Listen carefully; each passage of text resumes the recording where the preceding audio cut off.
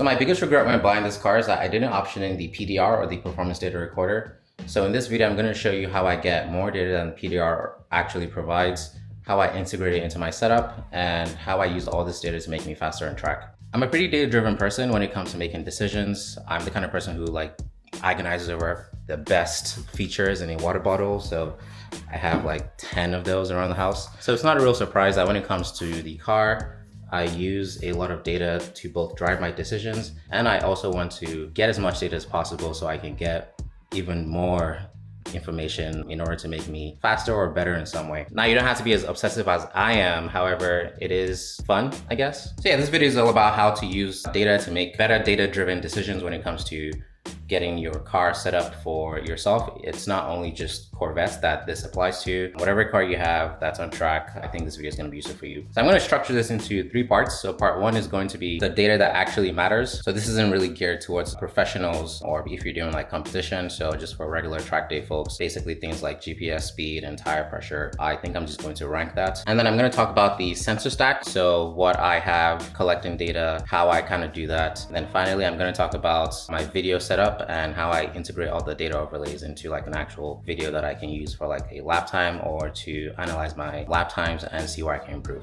All right, so what data actually matters? I have a list of data in front of me, and I'm just going to do some kind of ranking or tier list. So starting with your GPS lap time or sector deltas. Your lap time, I would maybe say it's the most important thing if you want to keep track of your lap time. So straight to S tier, that means you need a lap timer, and it doesn't need to be fancy. It doesn't need to be super expensive. Your phone is a great lap timer. You can just download Harry's lap timer or the Track Addict app or PV Lap Buddy, whatever your lap timer is. Knowing your lap time is important. Your tire pressure, this is a mid-tier optimization. Your tire pressures are important when you want to either save on tire wear or you want to optimize your speed around the track. For example, all tires have different ideal tire pressures. The tire pressures matter with your camber and all that. So I think this is something that can be A tier on some days, or depending on what's going on, or maybe B tier, depending on how serious you're taking this. However, I will say probably B tier because it is important, but it's not necessarily something that you need to know right now or have a live plot or diagram throughout a lap, for example. So tire temperatures, I think this is probably in the A tier category because it's kind of like pressures in the sense that your tire temperatures don't matter. As a beginner, your tire temperatures don't matter unless you are hyper competitive. But once you are, then yes, and you're trying to extract, an additional tenth or a couple tenths of a second from a lap, then yes, it does matter what your tire temperatures are. And there's nothing as invaluable when it comes to tire temperatures as seeing them live and being able to just plot them with your lap and just make that correlation between what you did in this corner and what your actual surface tire temperatures are. So yeah, I think this is going in A tier category. Brake pressure. Brake pressure is also going to be A tier. Brake pressure is not really easy to get. A lot of CAN buses have brake pressure, but not a lot of OBD buses. So yeah, on ease of, actual acquisition of this, sensor or this data, I wouldn't say it's very high. However, I would say that the importance is very, very high because your brakes are 50% of driving a car. Your brakes are more important than steering. They're more important than accelerating. So you definitely want to know what you're doing on the brakes and then how the car is responding to what you're doing on the brakes. So A tier for sure. So the next is going to be your throttle position. So yeah, your throttle position is also pretty important. I would say it's probably not as important as the brakes. So this sounds more like a B tier. However, it's really hard to get your brake pressure and just not get your accelerator. I would say that throttle position also matters a little less with cars, basically powerful cars with a lot of traction control. So if you have like an S2K or a Miata, then actually even in those cases, I would say it probably doesn't matter as much because coming out of a corner, you can kind of also floor it, but not really. However, if I always drive with traction control off, for example, and I wanted to analyze, slippage, or I'm seeing excessive, exit understeer or exit oversteer, then I can pull up the trace and see, okay, why am I on full throttle, this early on or that late on and stuff like that. So I wouldn't say this is the most important channel I think it's B tier. However, it sits right along the brakes to give you like a full picture of what's going on. So for me, I find this the most useful when I'm comparing like a lap that's like half a second of a difference and I'm trying to see where that extra half a second came from. So half a second of a difference in a track like Thunderhill, for example, is less than 0.05 seconds per corner about. And so, things that can make a difference there are on the faster lap, I went to full throttle, maybe like a couple of feet sooner, and on the slower lap, I didn't. And so when it comes to extracting, again, the absolute max, then these things start to become more and more important. But I would say, generally speaking, it's probably like B tier. All right, so the next one is longitudinal or lateral acceleration. In layman terms, this is essentially the amount of force that you're using to brake or the amount of force that you're going like left or right. Data systems like the Catalyst,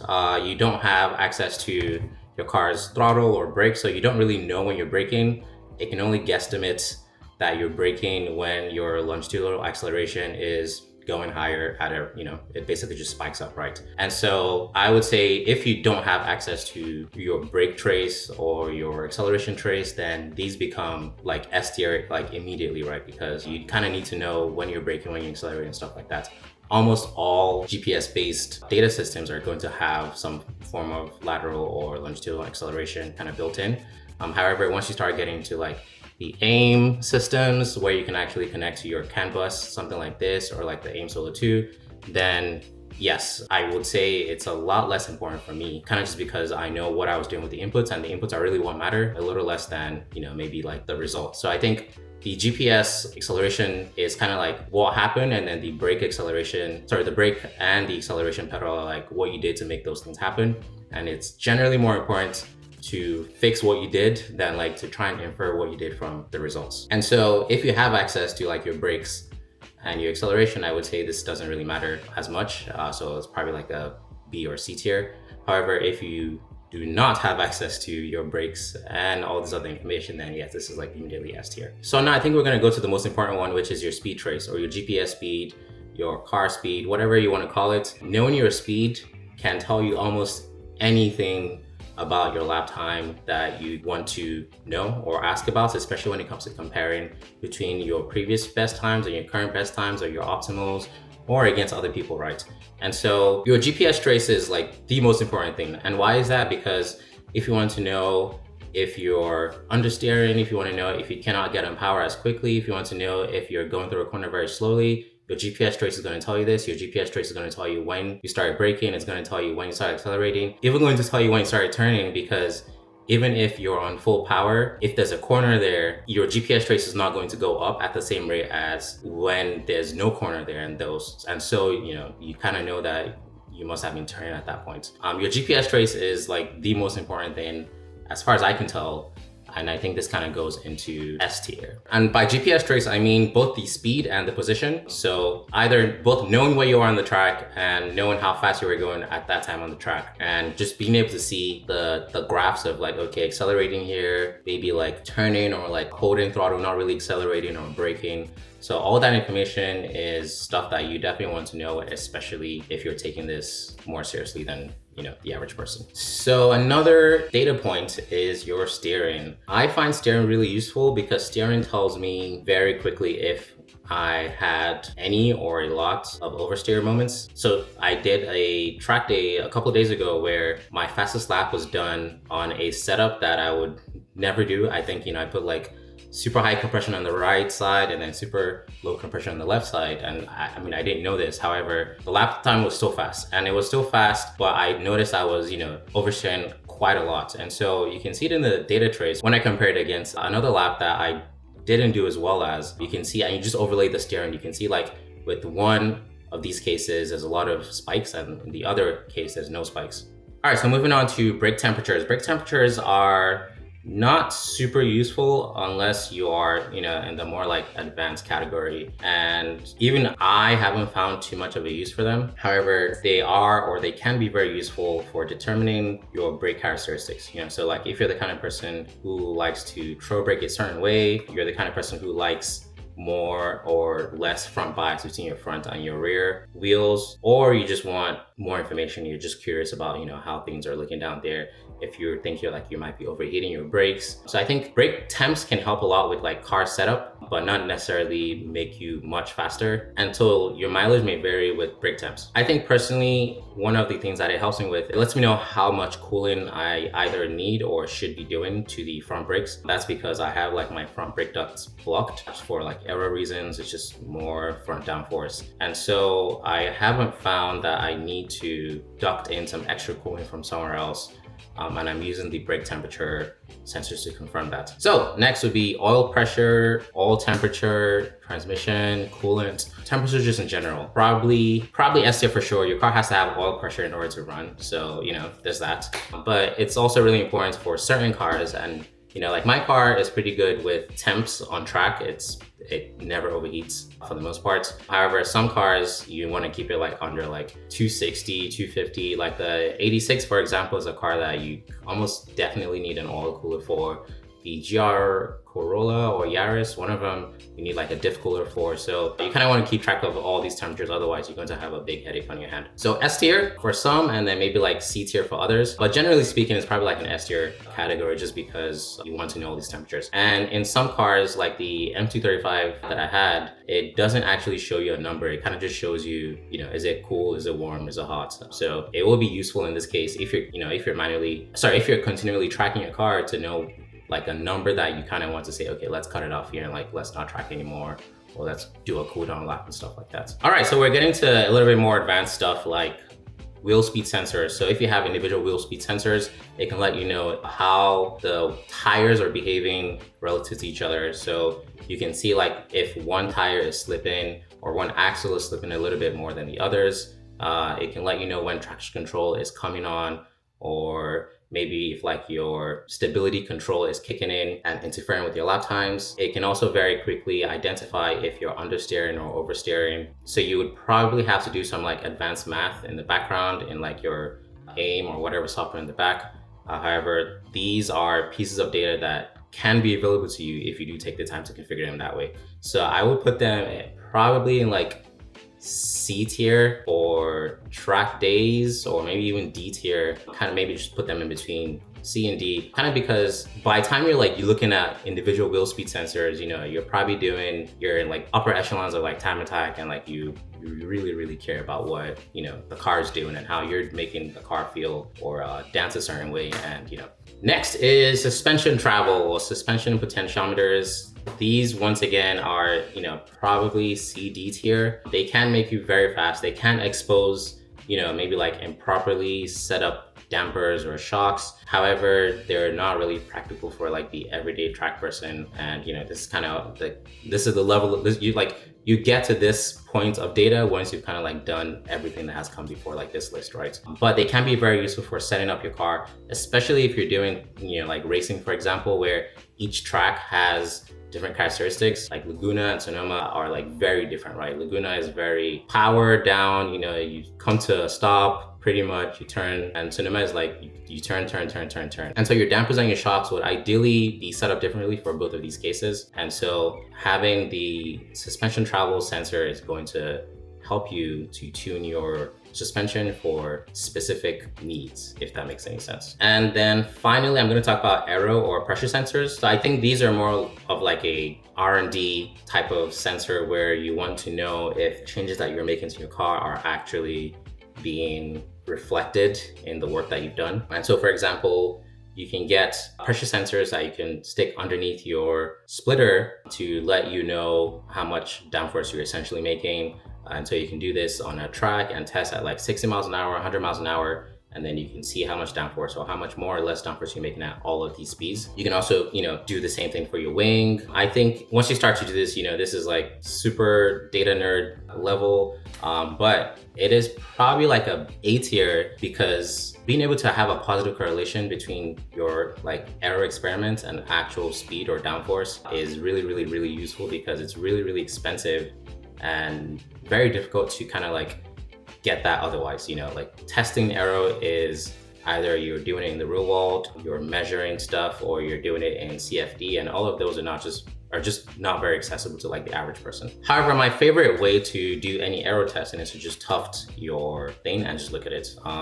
I have gotten pretty good results with tufting, and yeah, I can't complain. It works. The only issue is, you gotta like have someone or have some kind of apparatus record or take a picture of whatever you're tufting just to see what that looks like. So we're gonna move on to tools of the trade. I have my Garmin Catalyst. I don't like the new one, by the way. Kind of sucks. And I have the X-Log. Now you might be wondering why I have two GPS devices. You might also be wondering why I have two GPS devices. You might also be wondering why I have, or why I don't have the AIM Solo 2DL. So the answer to the first question is, like a lot of people, you just buy a GPS device first, and the GPS only device has its limits when it comes to kind of like your ceiling of what you can do with it. And that's kind of what I encountered with the Catalyst. The Catalyst essentially only told me the results of what I did. It didn't tell me what I did to get those results out. And so just frankly speaking, it just was not enough data. Then I upgraded to the AIM Solo 2DL. You can imagine it's in this guy over here. So I would use that as a timer just to maybe like cross-reference the GPS times between the Catalyst and the AIM Solo. And then I'll also use it to get data off the car. The couple of problems that I found with that are, it was not very reliable for me. It would often just die and not wake up. So sometimes it would wake up after a couple of days. Sometimes it wouldn't wake up at all. So I sent it into California and they did service on it. They returned it. They were like, it's a power firmware issue. And then it happened again. And then it happened again. So I think the last time I sent it to them, I basically just said, you guys should keep it and send me the X-Log, because you guys just released the X-Log and it looks like a better, more compelling device. And that's kind of what I have seen as, the truth so far, as far as I can tell. I've had a much better experience with the X-Log, and I guess I'll explain why. So a couple of reasons for the X-Log is it's definitely a more compact device. As far as GPS devices go, it's pretty small compared to like the Garmin Catalyst, for example. So it can kind of like stay out of sight in my car. The second reason, as I alluded to, was the reliability. So the only problems that I've had with this are sometimes I forget to turn it off and then it just dies. So, and it's not really, for some reason my car just doesn't charge a lot of these AIM products well. So, yep. Yeah, one of the best features with the X-Log, especially compared to the AIM Solo 2, is it has two CAN buses. Now the AIM Solo also has two of these circle sensors. However, this guy is able to convert them into two separate CAN networks. And so what I do is I have all the cars, like the car's ECU network, communicate on one channel to tell me what's going on. Then I have a lot of like my tire temperature, pressure sensors, brake sensors, and basically everything else that I'm getting myself. I have it on a separate network. And so these two do not ever interfere. So in one CAN bus, I'm actually just listening to what the car is saying to itself. And then in the other CAN bus, I am talking to the sensors. And so that way I just have this network isolation, which has really helped with like network glitches and stuff like that. So obviously these things still have their limits. If you really care about scale, go get like a Haltech, Link, Multec, whatever you want. Even AIM makes products that scale a lot better than this.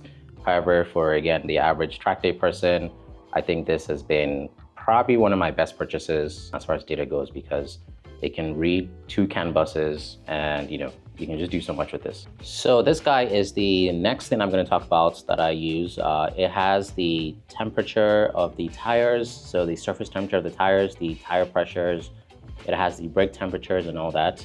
I 3D printed this case for it, or this kind of like mount for it. Now the Team Plus CAN gates is a product that I already talked about on this channel before, but I'm kind of just showing you that dash because it gives you all the information in one place and it's live. So they do a couple of sensors. So one is the tire pressure sensor, and this is what the tire pressure sensor looks like. It's essentially this guy over here that you just screw onto your wheel. And then there's the second sensor. So that's going to be the tire distance sensor, so distance between that and that. I think the intention was track applications, but with really stiff front springs, it doesn't really help much because you can't really tell the difference.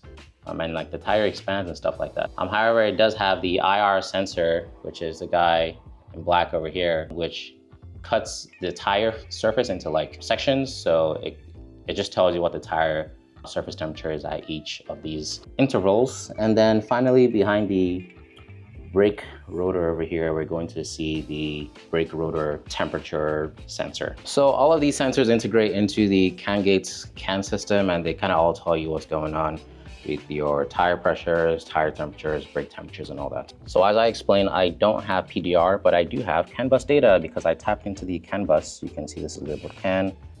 I 3D printed this guy and I kind of stuck it to the back wall, which has a lot of the wires that I use. And then I also get I also get power from the fuse box in the back over there. So you might be wondering, how do you get your CAN bus data? Well, there's a VBox guide to how to do this. I would just say be extremely careful when you want to tap your CAN bus because, well, it is a CAN bus. So you don't want that wire or a pair of wires to die or to be cut. You also want to make sure it's the right one. So it needs to be the one that is twisted. And I think there's pretty much only one twist in the bundle. So just ensure that you're getting the right bus. And to my surprise, it's not encrypted. However, I did have to spend quite a long time figuring out every single channel or data source that I did figure out in the end. But as I already explained, the most important things are brake pressure, acceleration, or throttle position, steering, and I forgot to add RPM. However, RPM is also there and it's really important. Now, the car will tell you things like coolant sensor, transmission, tire, individual wheel speed sensor, your speed and all that. It will probably tell you your gear. It will probably tell you if TC's on or ESC off and stuff like that. However, I have a full-time job. I don't have time for figuring out what each of these things do, and they don't really make you much faster or better on track. So I don't think there's really a point in going in that direction. However, if you are interested in, doing something like this, let me know, and I can make a video more about this later. All right, so as far as the data layout goes for the cockpit, let's call it, the Garmin is usually here. The X-Log is over here, and I can easily turn it on. I can connect all the stuff to either side. And then if I had an AIM solo, I would kind of put that over here.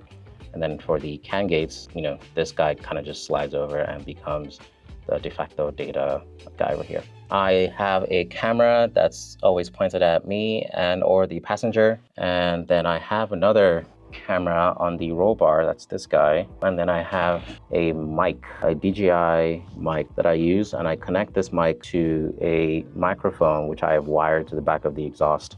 And so I get straight up only exhaust sounds coming in to the camera, which is a lot better than wind noise, which is otherwise what would happen. As you've seen, I've tried to keep the wiring kind of neat and tucked in a way. And so we kind of go in there and eventually down the other side, you can kind of see that wire poking out there and all the way down into the basically into the other 12-volt DC connector. And then I have a couple of 3D printed stuff here. This guy is a work in progress just because I initially printed this for sunshade. However, for some reason, the sun comes from all the other angles, which I didn't account for. The AIM Solo 2, this is like the magnetic sticky thing. So, it kind of just goes there. I don't have it, as I already explained. And then the X-Log was also 3D printed. I made a whole video how to do this. But yeah, that's what that looks like. And pretty sticky. Then I just got the Osmo Nano, and I have been experimenting with this device to kind of just stick it in my helmet or visor. And so I kind of prefer having it inside versus outside. But if you do prefer having it outside, go support Boss Racing and his products, but I kind of prefer having it inside because that's kind of how like the cool F1 drivers do it. And so this is kind of usually what it looks. It never interferes with my actual vision. And here's an example of what it looks like through the DJI Osmo Nano. So as far as like future plans to, my data stack and everything there, I think I kind of already said I want suspension travel sensors, just so I can measure stuff like downforce, and I can measure things like how well my coilovers are maybe adapting to like certain tracks and stuff like that. And then I can eventually use it to help me tune the V2 of these coilovers once everything is kind of like stable. And then maybe brake sensors for the rear rotors, because I figured out a way to create like a 3D printable model for the front, but I just haven't looked for the back. And then this is kind of like a wish list, but I don't think it's ever really going to happen, but it would be nice to have a live measure for every downforce producing component in the car. However, it's just not really practical. And then two more camera products to talk about would be how do I mount and get my external footage, I use this guy. I kind of trust it a little bit more because it has like the whole red line thing so that you can know when it's fully set or, you know, fully mounted. Never had a problem with this. You kind of don't want to get things that extend too far away from the car, just because easier the force that can knock it off is. And so Ulanzi hasn't failed me yet, or Zuos hasn't failed me yet. And then this is like the latest piece of gear in the lineup, a drone. And this drone is really, really, really fun toy to have. I haven't had it follow the car yet. However, I can tell you it follows me pretty well. Let's get a quick demo. Yep, demo time. Front right, follow, 3, 2, 1.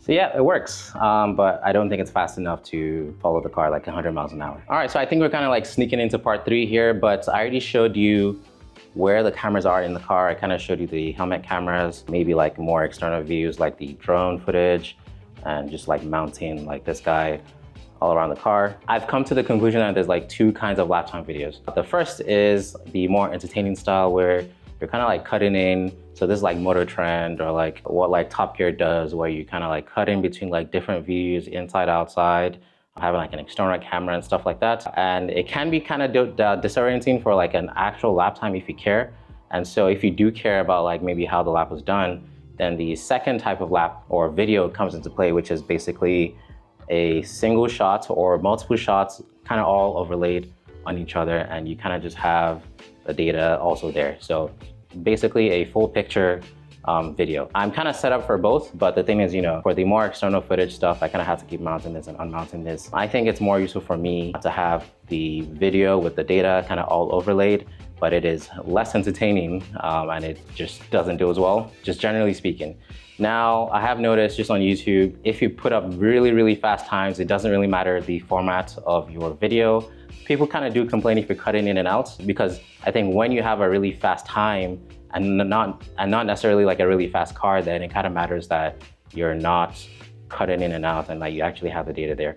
So someone who does data like really, really well that I kind of copied is Tylai Lihe. He's on YouTube and he does data videos with his Supra, and those are like super, super, super, super detailed. And you know, I kind of was on the camp of like, wow, I don't necessarily want to share all this information about my lap time. However, I think over time you realize like you're not only helping yourself, you're helping others. And you know, people can also very easily point out where you could have gone faster, you know, your min speed at X corner was too low, or you know, you turned in and you know, you overcorrected and stuff like that. Like all basically the more data, the better. So yeah, I think the setup that I have is very, very conducive to having everything in there. And so the next question that you might have is, so how do I put it all together? I use I use this app called RaceRender. RaceRender is pretty popular amongst people who want to make these kind of videos. It kind of just lets you very, very easily take in all this information and data, select lap times. It kind of cuts everything into like laps, and you can do start times, stop times, and you can produce your video. The couple things I will note with it is you may want to buy it because it does have a RaceRender logo on the bottom right if you don't buy it. And then the other thing that I guess the other thing to note about this is you have to sync your videos. So you know, if you have like Smarty Cam, or you have like the VBox system, or you have the Garmin Catalyst system, the main advantage to those type of systems is that you don't have to do anything to create your video. It overlays the data for you. However, with my kind of like setup, my biggest pain is that I continually have to take the video, drop it in there, take the data, drop it in there, sync them together, and then I eventually use all this to create the video. However, for my workflow, I found out the easiest way to kind of like sync, because syncing used to be like my biggest pain point, is that I go find when I started moving like the car in the first place, right? And you know, that will give me like a general region. My front facing video of my car has the RPM also of my car. And so I use the RPM of my car and I kind of match it with the RPM from the data trace. And then I use both of these to sync to know exactly when to start or stop the video. So the easiest way is to kind of like pre-decide what you want to do to make count for your syncing. And I forget shit really easily, and so for you could both clap, so like have like a sound spike in your video, or you could just rev your engine, or like whatever you want to do. You can use that to easily sync your video. Probably the easiest way is to just find your first time that you're crossing like the start finish line, and then use like the inbuilt tools to do that. So another tip on kind of just cameras and video in general is if you're going to put a camera inside your car to face the front, you want to reduce the exposure compensation for that by like 1 or 2, because it's looking outside and it's trying to decide if it's going to expose for the sun or for the driver. It's usually more important to see the track in these videos than it is to see the back of like the driver's head and stuff like that. So yeah, just be mindful about that. So I will now talk about a couple of ways that I use all of this data and information to help me out. I kind of already said with the videos, put them online. People are gonna roast you. That's an easy and the freest way to get free feedback, is to do something that people disagree with. Another way is to validate mods. So, like your GPS lap timer, for example, can very, very quickly let you validate if adding sway bars was a good idea or a bad idea, if switching tires from like Vitors to RA71 RS was a good idea or a bad idea, if getting the new coilovers or getting aero. So, validating your mods is really important because it lets you know that you did or did not waste your money. The data can also inform you on like things you should be doing at the track at certain times. So should you be checking, reducing, increasing your tire pressures before, after? It really helps to know kind of like maybe what like the ideal balance is.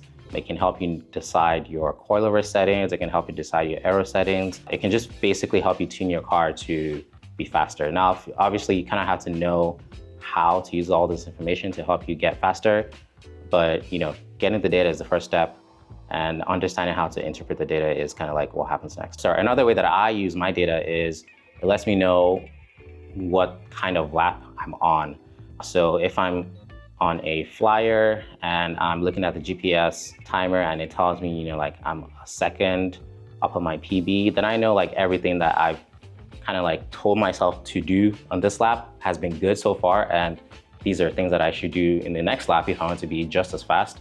And then it also lets me know if I'm wasting my time. If I mentally think, okay, I'm gonna go on a flyer and it's 2 seconds in, sorry, I'm like 2 seconds off my PB, and we're like halfway through the lap, then I kind of just know, okay, I can either abort this lap or just use this lap for experimentation and to decide kind of like what direction to go in next. Another cool thing that I do with my data is that it lets me know how consistent I am with the brake. So one of the biggest problems that I had, and I realized only after getting data, was since I left with brake, I tend to press both the brake and the accelerator while switching between both. And in some cases, maybe just like dragging the brakes when I don't need to.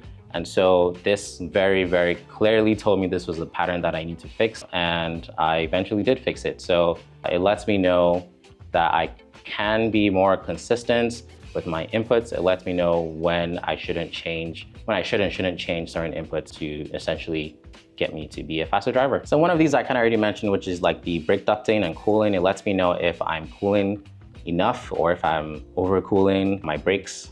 So one way that you could be overcooling is if your brake pads need to be in a certain temperature window in order to work, and you have just way too much cooling because you have too much brake for your car, or because you bought like new brakes that just don't require as much cooling. And so having like brake temperature sensors really lets you dial in like stuff like that. It also lets you dial in like your brake bias, so a lot of like street cars don't come with like a brake bias knob that you maybe have that you might have access to in sims or in all of these like race cars.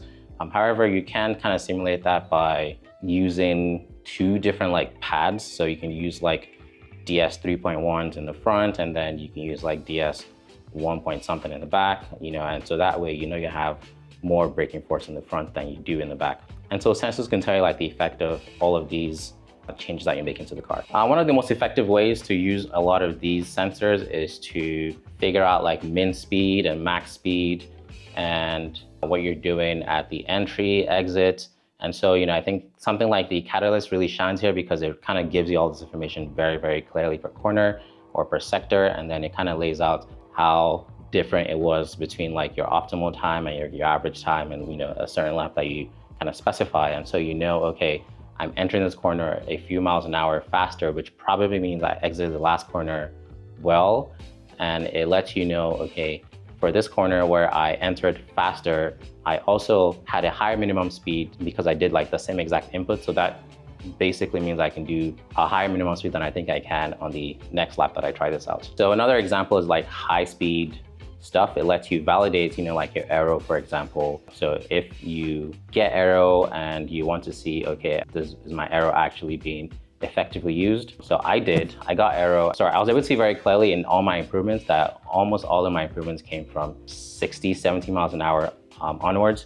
And not just because the downforce was there, but just because I had more confidence in the high speed sections. So I hope this video was really helpful for you. If you have any questions, please ask them in the comments. If you take away anything from this, I would say it is to maybe like get a higher sense of importance for data and what it can do to help you out. So if you're unsure about something, just stop guessing, just log it, or try to capture the data somehow, and it can give you the information that you need to become faster.